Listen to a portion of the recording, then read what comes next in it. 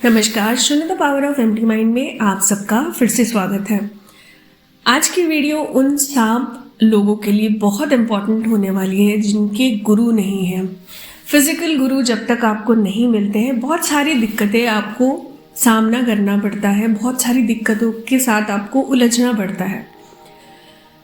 आज मैं आपको 3 ऐसे कुल प्रोसेसेस बताऊंगी जिनमें से जो थर्ड प्रोसेस है वो आपको अपने रेगुलर बेसिस पे डे टू डे लाइफ साधना के समय में इस्तेमाल करना है, और 2 प्रोसेसेस ऐसे जो कि गुरु धारण करते वक्त ध्यान रखना बहुत ज़रूरी है। वैसे तो आप चाहे तो किसी भी देवी देवता को अपना गुरु बना सकते हैं, पर शिव जी को ब्रह्मांड का गुरु माना जाता है। इसीलिए मैं आज की वीडियो में शिव जी को अपना गुरु कैसे बनाना है इस चीज पर ही बात करूंगी। समय ना लेते हुए टॉपिक शुरू करते हैं। सबसे पहली चीज, शिवरात्रि आ रही है, इससे बेहतर और कोई समय नहीं हो सकता शिव जी को अपना गुरु बनाने के लिए।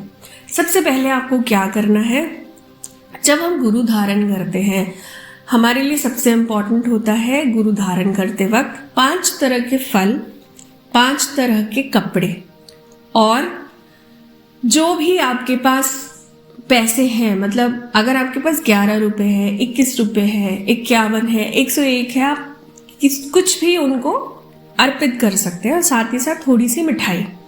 अब ये 5 तरह के फल, 5 जोड़ी कपड़े आपको लेने हैं नहीं लेने हैं, यह आपके ऊपर डिपेंड करता है। आप चाहे तो एक फल भी ले सकते हैं। 5 जोड़ी कपड़े की जगह पे आप एक वो ले लीजिए, क्या बोलते हैं उसको, पगड़ी ले लीजिए, और एक धोती कुर्ता इस तरह का कुछ ले सकते हैं, और साथ ही साथ मिठाई जितना आपको सही लगे, और 11 रुपये दक्षिणा के रूप में आप किसी भी मंदिर में लेके जा सकते हैं। अब आपने पगड़ी चढ़ा दी भगवान को, और उनको ये चीज़ अपनी बात बताई कि आज से आप मेरे गुरु हैं, और आपको मैं अपने गुरु रूप में स्वीकार करता हूँ, और मैं आपसे ये प्रार्थना करता हूँ कि मुझे अपने शिष्य के रूप में भी आप स्वीकार करें। इतना हो गया। अब दूसरा प्रोसेस होता है वचन लेना और वचन देना। कोई भी गुरु, फिजिकल गुरु आपकी ज़िंदगी में आते हैं तो ये प्रोसेस ज़रूर होता है। सबसे पहली बात, आपको वचन कैसे लेना है, ठीक है। सबसे पहली बात, आपको शिव जी से ये बोलना है। आप ये प्रोसेस चाहे तो घर पे आके कर सकते हैं। आपने सारी चीज़ें उनको चढ़ा दी, उसके बाद आप घर लौट आए, ठीक है। और या तो फिर अगर मंदिर में आप ये प्रोसेस कर पाए तो भी आप कर सकते हैं, आपके ऊपर डिपेंड करता है, और मंदिर में उस दिन शायद भीड़ भी हो सकती है। तो आपको वचन कैसे लेना है? सबसे पहला वचन जो गुरु आपको देता है कि आप हमेशा मुझे सही मार्गदर्शन करोगे, मेरी साधनाओं को सही दिशा लेके जाओगे, पहली चीज। दूसरी चीज, मैं आपको जब ही बुलाऊंगा या पुकारूंगा आपको मेरे लिए आना ही पड़ेगा, ठीक है। कई बार ऐसा होता है ना, सवारी बिना बुलाए आपके ऊपर आ जाती है, आप समझ नहीं पाते, संभाल नहीं पाते। तो ये भी एक रीज़न होता है कि जब आप भगवान को या फिर शिव जी को अपना गुरु चूज करते हैं, तब आपको ये चीज़ बोलना बहुत ज़रूरी है कि बिन बुलाए आप नहीं आओगे। हाँ, मुझे मार्गदर्शन की ज़रूरत है, आप मुझे किसी तरीके से मेरा मार्गदर्शन करा सकते हो। वो कई तरह के होते हैं, जब आप धीरे धीरे इस चीज में आगे बढ़ोगे आपको समझ में आएगा।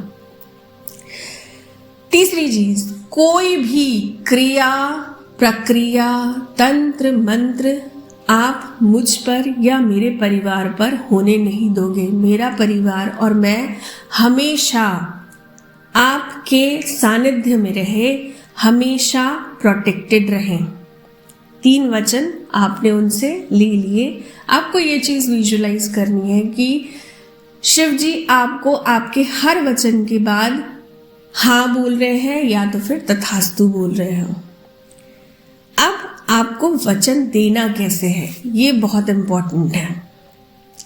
सबसे पहला वचन जो गुरु आपसे मांगेगा कि आप कभी भी अपनी शक्तियों का गलत इस्तेमाल नहीं करोगे। किसी के लिए अगर आप कुछ कर रहे हो तो अपने हिस्से के पैसे से ज़्यादा आप सामने वाले से एक्स्ट्रा पैसे नहीं मांगोगे। अगर कोई काम करने के लिए आप 10 रुपये खर्चा कर रहे हो तो आप सामने वाले से 10 रुपये ही मांगोगे। एक पहला वचन। दूसरा वचन, किसी भी हालत में आप अपने गुरु और अपने देवी देवताओं को हमेशा समर्पित रहोगे। तीसरा वचन, ये बहुत इंपॉर्टेंट होता है जब गुरु आप धारण करते हो फिजिकल लाइफ में, वो भी इस वचन को, इन वचनों को जरूर मांगते हैं आपसे। तीसरा वचन, अगर आप मैरिड हो तो मैं अपने पार्टनर्स के अलावा कभी किसी दूसरे मर्द या औरत की तरफ देखूंगा भी नहीं या देखूंगी भी नहीं। अगर आप मैरिड नहीं हो तो आप ये बोलोगे मैं ब्रह्मचर्य का पालन तब तक करूंगा जब तक मेरे जीवन में मेरी संगिनी नहीं आ जाती।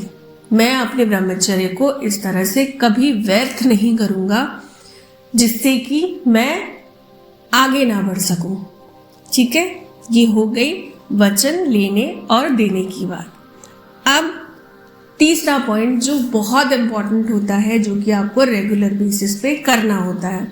हम जब भी अपने आसन पे बैठते हैं ना, हम हमेशा अपने गुरु को पहले पुकारते हैं ताकि हम कोई भी अगर छोटी मोटी बड़ी गलती कर रहे हैं तो उसका जो असर है वो हमारे गुरु पर जाए।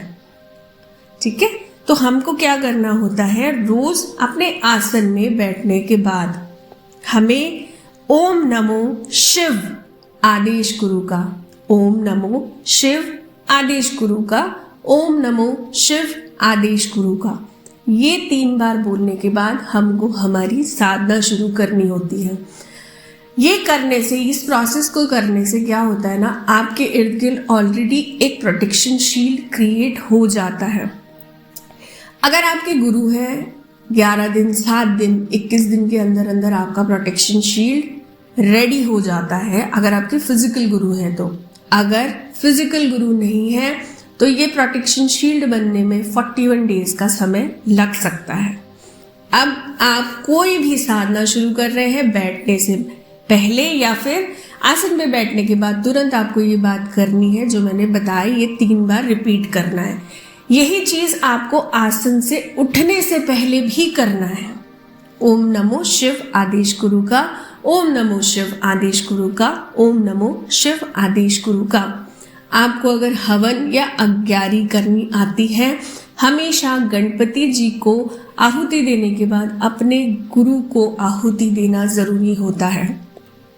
कैसे देते हैं? ओम गुरुवाय नमः, ओम गुरुवाय नमः, ओम गुरुवाय नमः।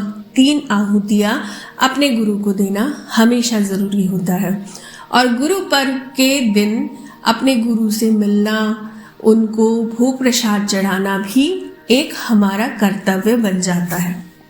आशा करती हूँ मेरी इस वीडियो से आज आपने नया कुछ ज़रूर सीखा होगा और आपकी ज़िंदगी की अगर ये समस्या थी कि आपके पास गुरु नहीं थे तो अब आप अपने गुरु से बहुत इजीली जुड़ पाएंगे।